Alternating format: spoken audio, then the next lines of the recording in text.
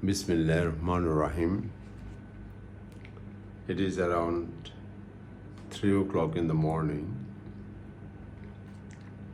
I could not sleep. তো ভাবলাম যে আপনাদের সাথে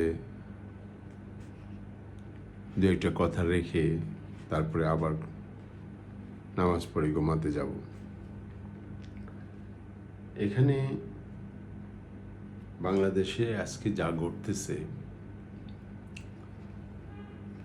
এখন থেকে 200 বছর আগে থেকে যা শুরু হয়েছে, 200, 250, 300 বছর আগে থেকে যা শুরু হয়েছে, সেই 1757 সাল থেকে তার একই রূপে কাজটি হচ্ছে।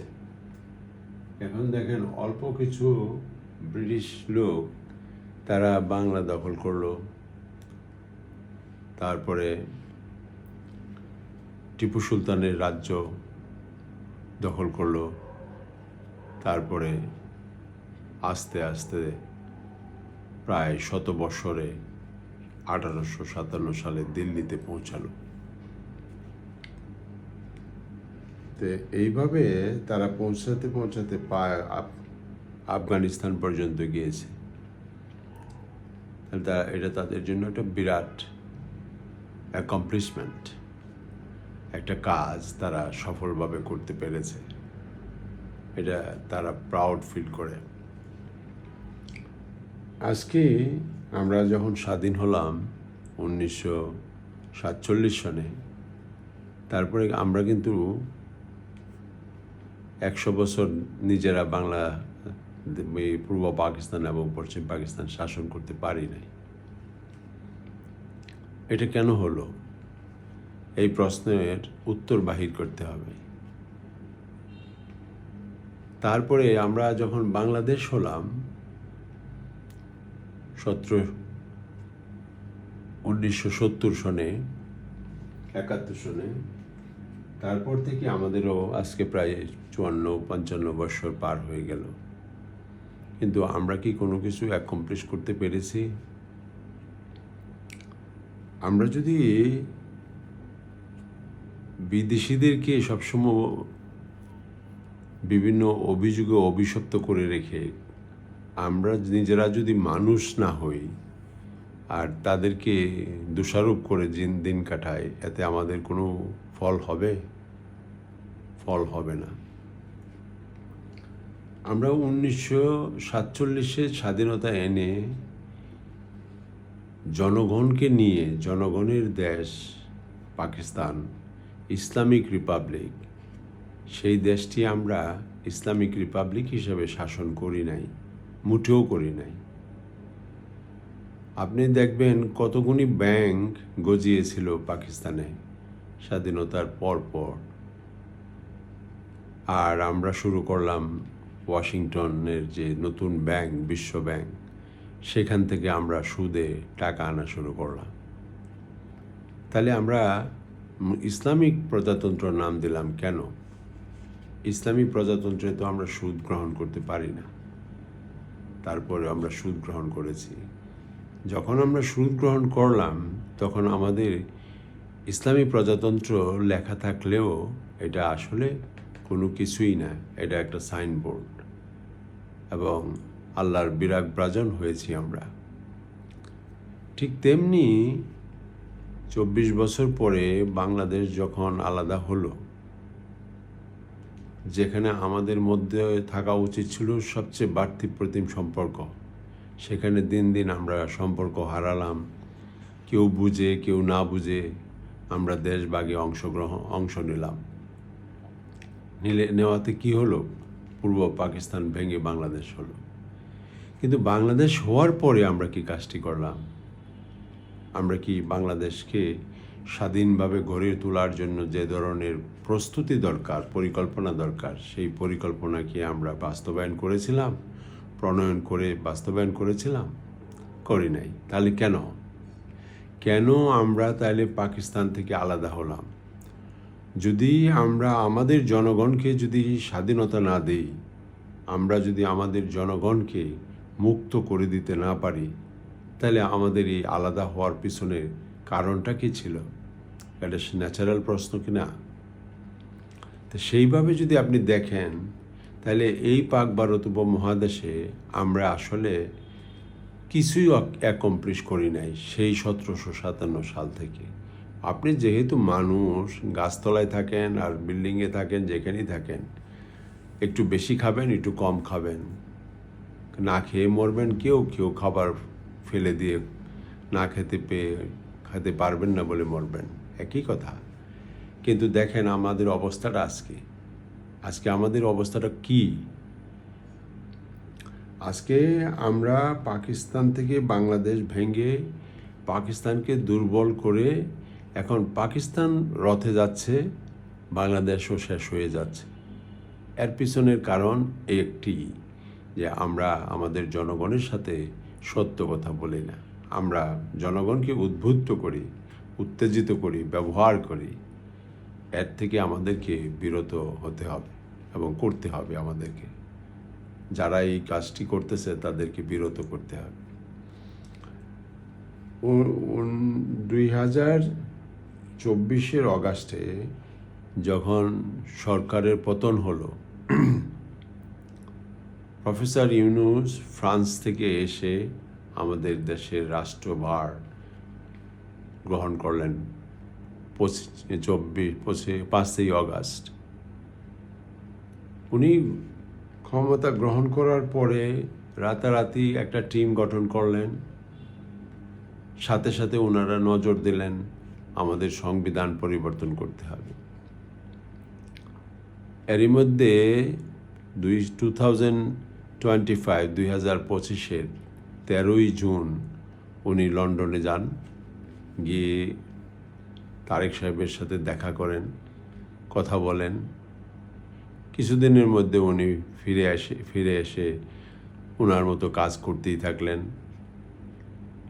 দেখতে না দেখতে 6 মাস চলে গেল। আমাদের দেশের নতুন করে ইলেকশনের আয়োজন শুরু হলো। 1.5 বছরও হয় নাই। একটা রাষ্ট্রের যখন অন্তর্বর্তীকালীন সরকার ক্ষমতা গ্রহণ করেন, ওনাদের উপর জনগণের অনেক আশা থাকে যে অন্যায় অনাচার যা হয়েছে তার একটা বিহিত হবে এখন। কিন্তু ওনারা রাষ্ট্র ক্ষমতা ছেড়ে দিয়ে আজকে যে সরকার গঠন করেছেন, পরিষ্কার ভাষায় সবাই বলতেছে এটা engineered result. If you use such a terminology for a country, for a election, আপনি কি মনে করেন যে আপনার দেশটা কি আর এক্সিস্টেন্স আছে?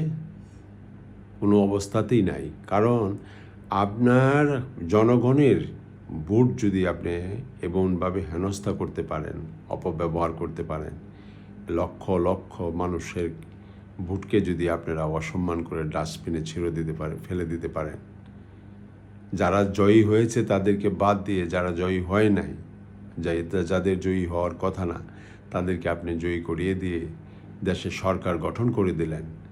এই কথা বাজারে প্রচলিত হওয়ার পরে এই সরকারকে কি আর আমরা সরকার হিসেবে মেনে নিতে পারি? তার মানে কি এটা একটা জুলুম আমাদের উপরে চলতেছে। সেই জুলুমের উপর জুলুম করেই আমরা কিন্তু এই বাঙালিরা এই পর্যন্ত এসেছি। এখন দেখেন অন্তর্বর্তী সরকার চলে গেছে, প্রফেসর ইউনূস সাহেব এখন হবেন, রাষ্ট্রপতি হবেন বলে সারা বাংলাদেশে একটা আলোড়ন চলতেছে, অনেক কথা চলতেছে।